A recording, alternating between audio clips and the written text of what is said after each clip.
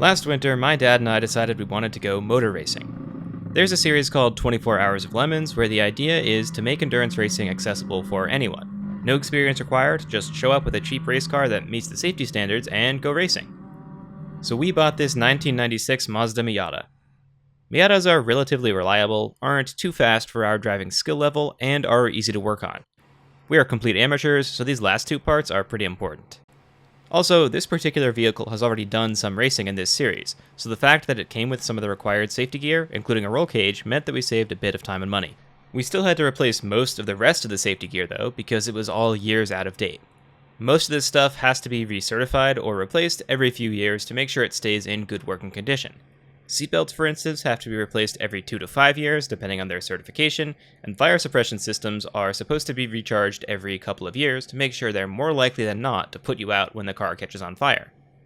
With those parts replaced and a bit more maintenance, like replacing all the fluids and giving the car a beautiful brand new coat of paint, we went racing. The idea of 24 Hours of Lemons is to build an endurance race car as cheaply as possible. Excluding the various expensive bits of safety gear, teams are supposed to spend no more than $500 on their cars. Oh, right, and the cars look like that because this race series also involves theming your car.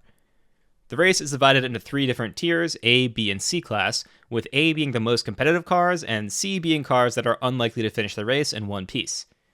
Cars that are bad, slow, or unreliable, or themes that are well executed and elaborate, tend to be placed in lower classes, and therefore it can be easier to win your class if you bring a bad race car or an especially good theme.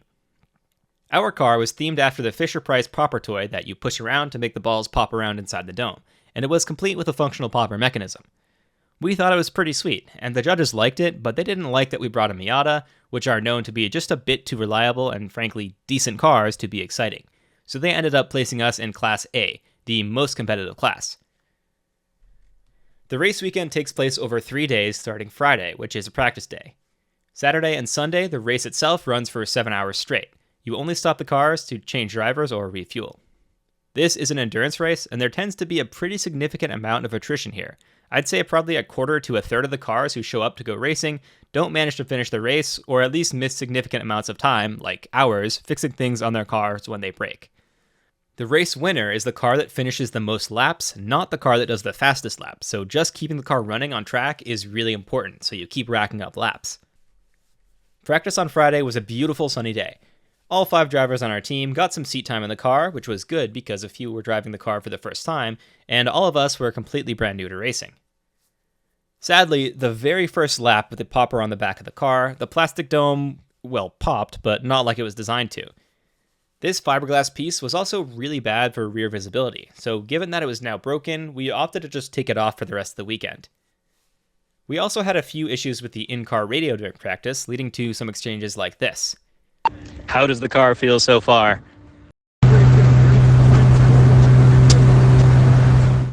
But aside from that, everything went pretty smoothly. We went home Friday night feeling great. Then it rained for the rest of the weekend. The racing on Saturday started off with a rolling start because it's much less dangerous than a standing start.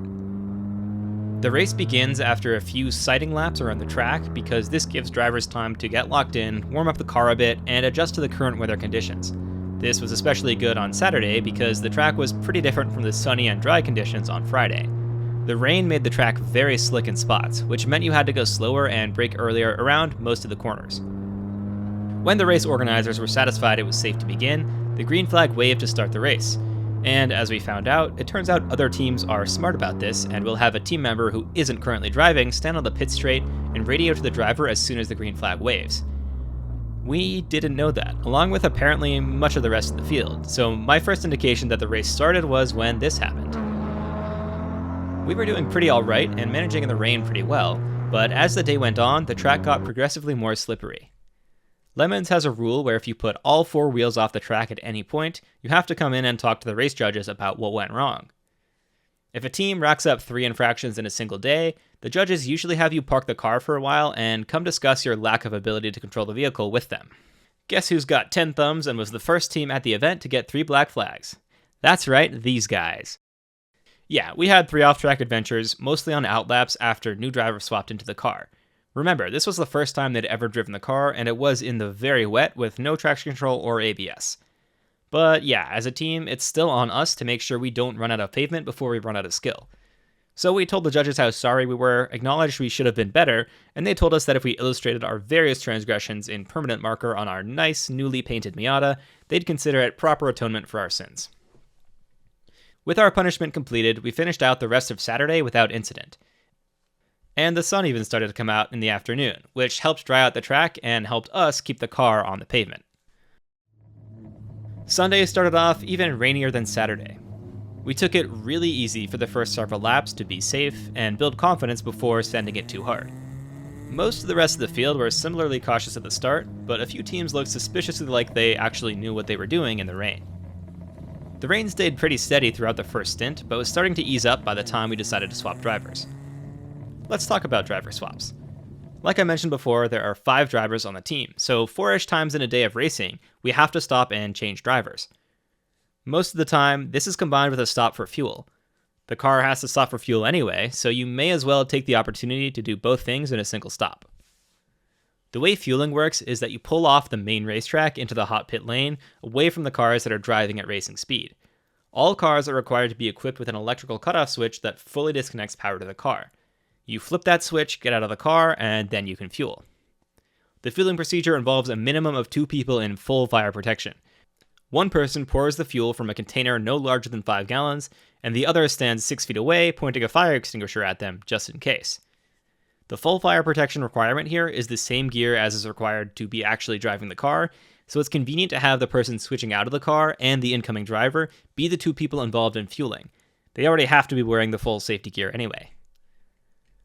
Once fueling's done, the new driver hops in and can get help from the team in buckling up, adjusting the seat and mirrors, and getting the radio working, but no other work can be done on the car in the hot pits. Once the new driver is all set, they head right back out on track and keep racing.